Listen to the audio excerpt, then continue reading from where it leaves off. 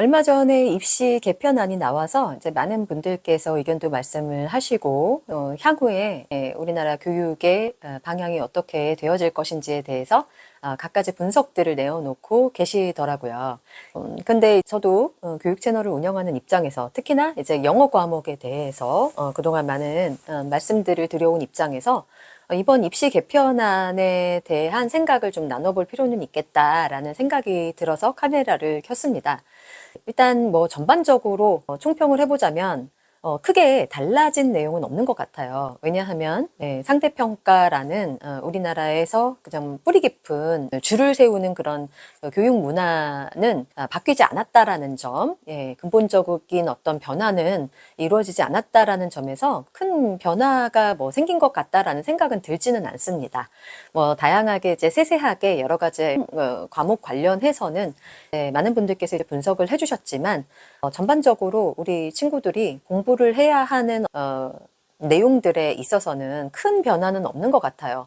수능 같은 경우에는 상대평가가 그대로 9등급제가 그대로 적용이 되어지지만 내신에 있어서는 뭔가 좀 변화를 꾀하려고 노력하신 부분들이 좀 보이기는 합니다. 내신까지도 9등급으로 굉장히 촘촘하게 학생들 간의 경쟁을 너무나 심화시켰던 그런 원인들이 있었기 때문에 이것을 이제 5등급으로 완화를 하게 되면은 아무래도 학교에서 아이들이 시험을 준비할 때에 겪는 어떤 심리적인 부담감이라든지 그리고 그 점수를 내기 위한 킬러 문항, 내신 말씀드리는 건데요. 그런 부분들에서는 조금 완화가 될 수 있는 그런 작용을 하지는 않을까라는 작은 기대도 해봅니다만 결론적으로는 상대평가가 그대로 유지가 된다라는 점에서 이제 부모님들의 불안감이 쉽게 사그러들 것 같지는 않다라는 생각을 하게 되어요.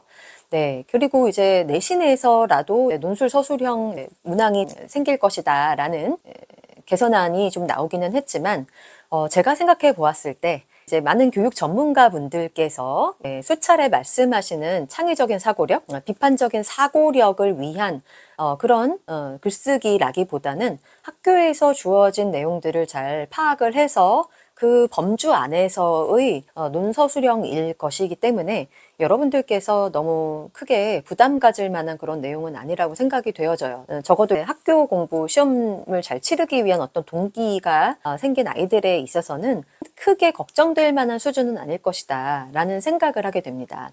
근데 제가 대학교 때 이야기를 좀 젊은 친구들 만나면 이야기를 나누어 보면 요즘에도 실제로 창의적인 사고력, 비판적인 사고 능력을 가지고 쓰는 그런 글쓰기가 아니라 학교 교수님들이 말씀해 주신 내용을 그대로 누가 잘 정리를 잘하느냐 그런 류의 시험을 본다고 제가 최근에까지도 이야기를 들었기 때문에 전 세계적인 추세, 융합을 기반으로 한 비판적인 사고 능력, 창의적인 글쓰기를 시험으로 글쓰기가 입시에 반영된다 라는 것은 그렇게 쉬운 문제는 아닐 것이고 점차 그 방향으로 나아가기는 해야 되겠지만 우리나라에서의 어떤 기본적인 교육적인 어떤 관습을 생각을 해봤을 때 쉽지는 않을 것이다 라는 생각이 들기 때문에 이번 교육 개편은 사실은 그동안의 우리의 교육의 어떤 패러다임과 크게 바뀐 것은 없다 라는 생각을 하게 되었습니다. 그럼에도 불구하고 이제 영어 과목에 대해서는 엄마표 영어를 해온 사람으로서 여러분들께 한 말씀은 좀 드려봐야 될 것 같아요.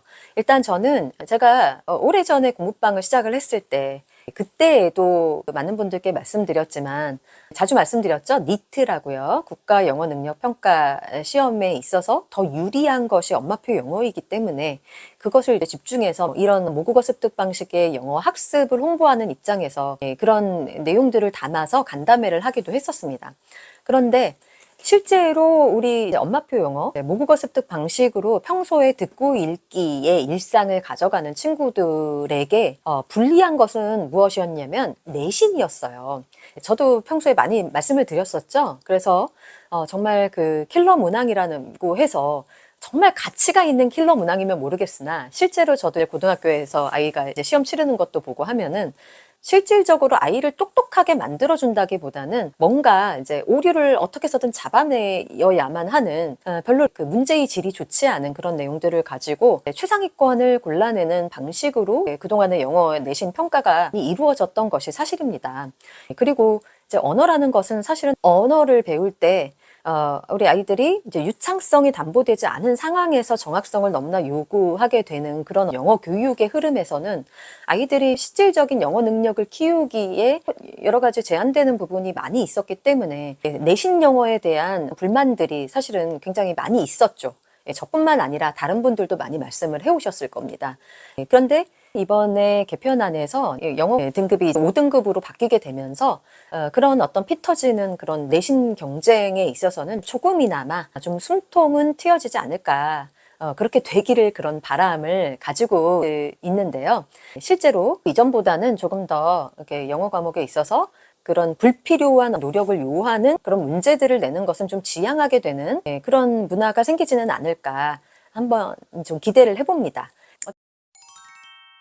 어쨌든 영어 교육 전반에 있어서 이렇게 모국어 습득 방식으로 평소에 듣고 읽기를 꾸준히 해온 친구들에게는 이번 교육 개편안이 저는 약간의 희소식처럼 들리기는 해요. 왜냐하면 제가 그동안에도 많이 말씀을 드렸지만 이제 모국어 습득 방식으로 평소에 다양한 콘텐츠를 통해서 듣고 읽기를 꾸준히 해온 친구들은 실제로 내신보다는 정시, 수시보다는 정시에 에서 그 능력이 발휘될 때가 훨씬 많다라고 많이 말씀을 드렸었죠. 내신에서는 문제 조금 실수해가지고 갑자기 3등급, 4등급으로 뚝 떨어졌던 아이들이 이제 모의고사 같은 경우에는 그래도 높은 점수를 안정적으로 받는 그런 친구들이 많았기 때문에 사전에 주어진 내용만 달달달 암기하는 것이 아니라 평소에 읽기 능력을 키운 친구들에게는 조금 더 수월하기 때문에, 더 유리하기 때문에 이번 개편안이 이제 좀 정시 쪽에 약간 비중이 두어지는 그런 방향이다라고 하면은 이거는 여러분들처럼 평소에 듣고 읽기의 일상을 꾸준히 가져가는 친구들에게 희소식이다라고 말씀을 좀 드리고 싶습니다. 물론 이제 수시에서 좀 다른 측면에서 학교마다 어떻게 아이들을 변별해서 선발을 할지에 대한 그런 문제는 남아 있습니다만, 그것도 예전 같은 그런 비효율적인 영어 능력을 본다기보다는 실제 아이들이 얼마나 이제 대학에서 수학할 수 있을 정도로의 읽기 능력, 듣기 능력, 왜냐하면 실제로 외국인 교수님들께서 하시는 수업을 알아들어야 되니까 그런 여러 가지 능력들을 보는 방향으로 바뀐다고 해도 그런 방향으로 바뀌지는 않을까라는 생각을 하기 때문에 여러분들처럼 이렇게 평소에 듣고 읽기 능력을 꾸준하게 키우도록 도와주신 그런 가정에서는 이번 개편안이 그렇게 나쁘지 않은 소식이다라고 생각을 합니다. 뭐 여러 가지 말들이 많을 거예요. 그렇지만 저는 우리나라에서 이런 뿌리 깊은 줄 세우기 문화는 쉽게 바뀌지 않을 거라고 생각했기 때문에 그렇게 저는 기대치가 높지가 않았어요. 어쨌든 이제 세상은 바뀌고 있고, 교육이 변하지 않는다고 하더라도 세상은 너무나 급변하고 있기 때문에 실제로 사회에서 필요로 하는 인재들의 유형이 바뀌고 있고, 그리고 아이들도 나와서 실제로 본인들이 받았던 교육에서의 한계를 너무나 좀 느끼고 나중에 정체성을 아이들이 찾아서 또 다시 한번 방황하는 시기가 계속해서 20대, 30대 나올 것이기 때문에 여러분들께서 입시에 너무 몰입하신다기보다는 평생 살아갈 수 있는 아이들의 자질과 능력을 키워주는 것에 더 많은 교육에 어떤 초점을 두고 그런 철학과 주체적인 어떤 교육관을 가지고 여러분들이 아이를 키우신다면 이런 입시 정보들에 흔들리지 않고 좋은 교육을 이어갈 수 있지 않을까 해서 여러분들께 제 생각을 좀 말씀드려보고 싶었습니다. 사실 뭐 안타까운 마음이야 금할 길이 없습니다. 개인적으로는 약간 그래도 그 절대평가의 그런 기조가 좀 유지가 되었으면, 그리고 대학 많은 총장님들도 동의하신다고 하시는데 그런 부분들이 그 국민적인 공정성에 대한 요구 때문에 받아들여지지 않았다라는 것에 대해서 조금 안타까운 마음은 있어요. 그렇다고 제가 뭐 공정의 가치를 제가 부정하는 것이 아닙니다. 하지만 사회의 어떤 흐름과 그런 급변하는 어떤 인재상과 실제로 아이들 개별성을 좀 키우고 개별적인 어떤 잠재력을 키우는 어떤 교육의 관점에서 보았을 때 이런 어떤 공교육이 가질 수밖에 없는 그런 한계점에 대한 안타까움을 항상 저는 갖고 있었기 때문에 이번 개편안에 대해서 아쉬운 마음이 금할 길은 없습니다만, 그래도 한 가지 아이들이 좋아하는 흥미롭게 생각하는 그런 책과 영상들로서 아이들을 여전히 잘 이끌어주시는 가정에게 조금이나마 긍정적인 말씀을 좀 해드리고 싶어서 오늘 영상 촬영하게 되었습니다. 오늘 영상은 그럼 이걸로 마치고요. 저는 또 다음 시간에 다른 이야기 가지고 돌아오도록 하겠습니다. 네, 오늘도 시청해 주셔서 감사합니다.